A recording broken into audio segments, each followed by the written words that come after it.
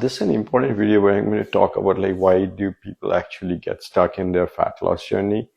So no matter what you're counting your calories, you're doing proper workouts, but still the scale will not budge. So you need to understand there is a limit for both male and females, like to amount of calories that you can go down to. You cannot go beyond that calories.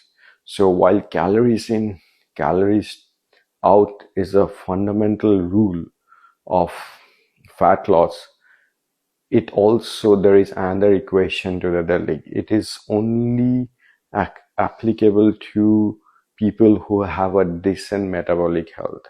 Now, if your internal system, ecosystem is damaged, then this rule doesn't apply.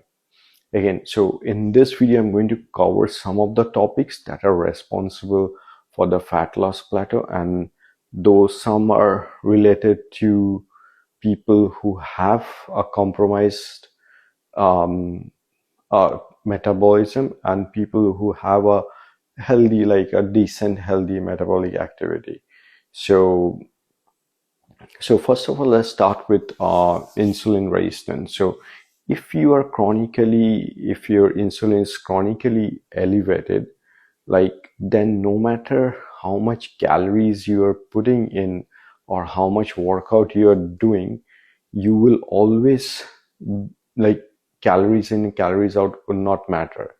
The reason is like insulin is an anabolic hormone. Like if insulin is high, your fat cells are locked. Like no way, like your cells can access the energy from your fats. What is the job of insulin? So whenever we eat, our bloodstream is flooded with glucose. So insulin's job is to transport this glucose into the cells, where through the mitochondria we get the energy. So now if chronically, like, your insulin is high, the cells actually doesn't respond to insulin anymore. So if the insulin takes those glucose from the bloodstream and tries to put into the insulin, but the cells doesn't listen, so they don't open up, they're always locked. So even your body has abundance of glucose that the cells can use for energy, the cells are already locked because you have an insulin resistance. Your cells doesn't listen to your insulin. Opposite is insulin sensitivity, where your cells respond well to insulin. So the insulin can actually transport your glucose effectively into the cells for energy. Now, so for example, take you are eating constantly and your bloodstream is filled with glucose. There is so much energy, but your cells are still starved. Brain doesn't see how much energy you have in your fat stores. What brain perceives is your cellular energy. So you need to understand, cellular energy and fat stored in your energy is different. When your insulin is high, brain cannot see your fat stores. Brain only sees the cellular energy. So brain is seeing that the cells are starved, but your bloodstream is filled with glucose. So, and the insulin is not able to deposit those glucose into your cells. So what does insulin does? Insulin takes all the glucose and put it into your fat stores. Now insulin has done its job, and again you feel hungry, and again you start eating. So normally, like if you see, like even after eating, say even after eating a heavy meal, like immediately 2 hours you're feeling hungry. Why? Because all the glucose that is in your bloodstream has been stored into the fat, and now you are again feeling hungry because you're even at a 15% or 14% body fat, you have 15,000 to 20,000 calories in stored energy in body fat that you can utilize.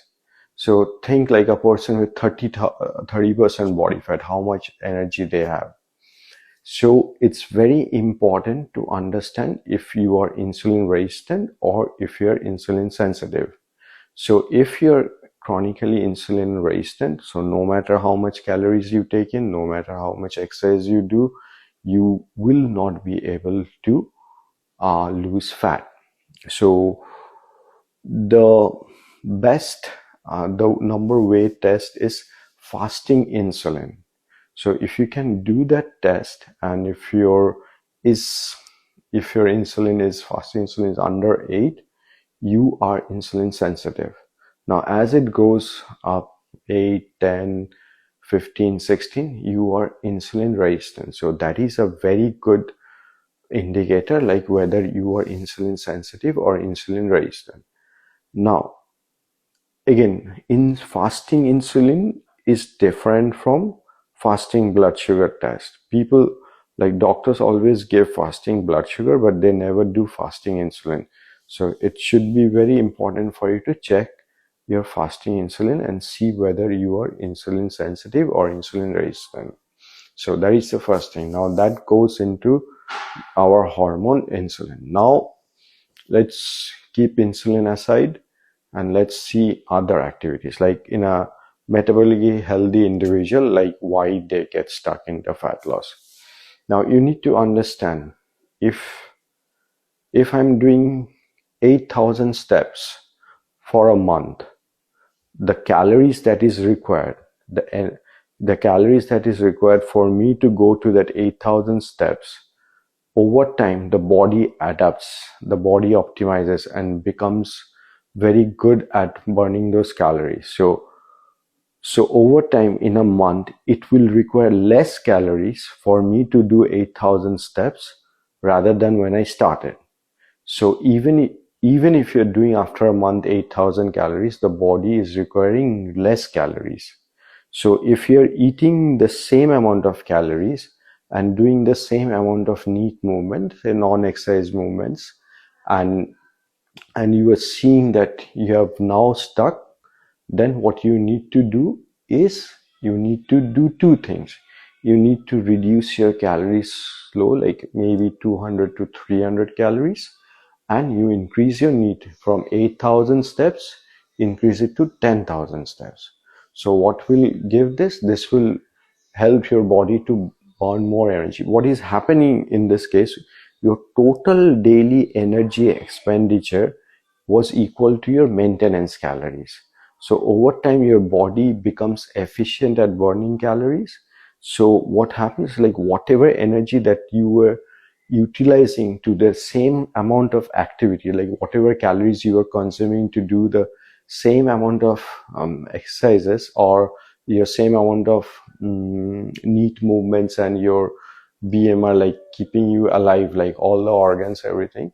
So at the end of the month, like your body gets more, like it adapts and becomes more efficient. So it is now burning less calories to do the same thing. So your total daily energy expenditure is equal to whatever you are taking now, that is your maintenance calories. So either you have to reduce your calories a little bit, or you have to increase your neat movements.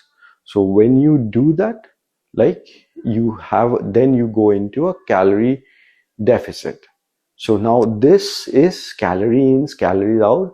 This happens for like people who have a decent metabolism, metabolic activity going on, who doesn't have a compromised internal ecosystem.